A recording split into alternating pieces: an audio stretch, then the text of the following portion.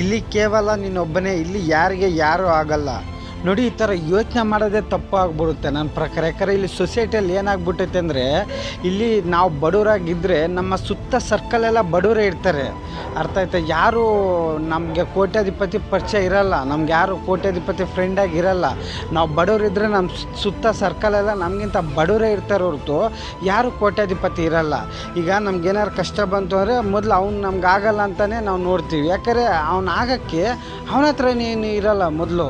ಅರ್ಥ ಆಯ್ತು? ಅವ್ನು ಇನ್ನೂ ನಮಗಿಂತ ಬಡವನೇ ಆಗಿರ್ತಾನೆ. ನಾವು ಅಂಥವ್ನ ಹತ್ರ ಹೋಗಿ ಸಹಾಯ ಕೇಳೋದು, ಅವ್ನು ಮಾಡಿಲ್ಲ ಅಂತ ಹೇಳ್ಬಿಟ್ಟು ಈ ಥರ ಎಲ್ಲ ಯೋಚನೆ ಮಾಡೋದು ತಪ್ಪಾಗ್ಬಿಡುತ್ತೆ. ಸರಿನಾ?